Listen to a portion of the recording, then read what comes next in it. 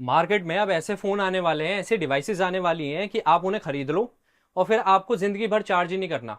2 साल, 5 साल, 10 साल, 50 साल भी अगर उसे चलाओगे तो भी उसे चार्ज नहीं करना पड़ेगा, क्योंकि एक चाइनीज़ कंपनी है जिसने एक ऐसी बैटरी बनाई है, कंपनी का नाम है बेटा वोल्ट, जो 50 साल तक चल सकती है। यानी उसे चार्ज करने का ही झंझट खत्म। अब आपको फिर चार्जर अडाप्टर नहीं लेना पड़ेगा।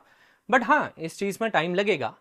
अब ये प्रोसेस क्या है इसे समझते हैं। देखो, बहुत तरह की डिफरेंट बैटरीज होती हैं, चाहे वो लेड एसिड हो गया, अल्कलाइन बैटरीज हो गई, लिथियम आयन बैटरीज होती हैं, और अब है ये न्यूक्लियर बैटरी, यानी एक टाइनी सी बैटरी। टाइनी जैसे एक सिक्का होता है, कॉइन होता है, उतने साइज की ये बैटरी है।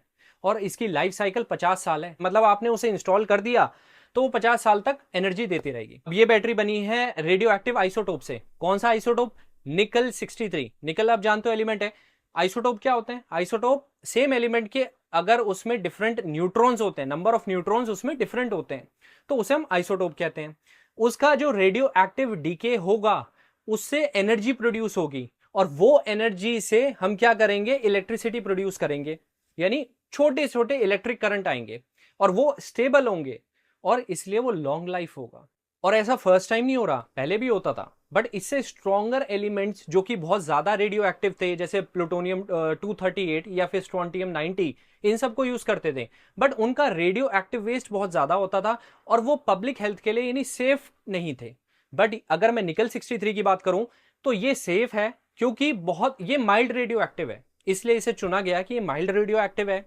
और धीरे धीरे करके इससे इलेक्ट्रॉन्स एमिट होते रहेंगे। इसका बीटा डिके होगा। बीटा डिके का मतलब होता है कि जो न्यूट्रॉन्स हैं वो प्रोटॉन्स में कन्वर्ट होते हैं, और इस प्रोसेस में वो बीटा रिलीज करते हैं, यानी एमिट करते हैं। बीटा का मतलब है इलेक्ट्रॉन्स, और ये जो इलेक्ट्रॉन्स हैं ये बहुत हाई एनर्जी एफिशिएंट होते हैं और बहुत हाई स्पीड होती है इनकी, और इसे कैप्चर करेगा डायमंड की लेयर।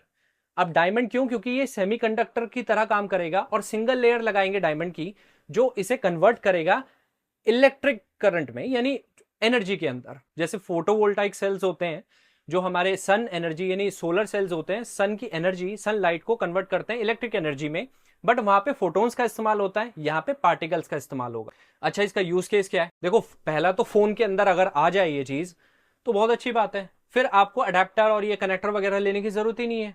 एक बार बैटरी लगी, और फोन कितने ही चलते हैं, 20 साल 30 साल जितने भी चलेंगे। वैसे तो 2-3 साल की लाइफ होती है या 5 साल मैक्सिमम, उसके बाद तो आप डिस्ट्रॉय कर देते हो, खत्म ही कर देते हो, डिस्कार्ड कर देते हो।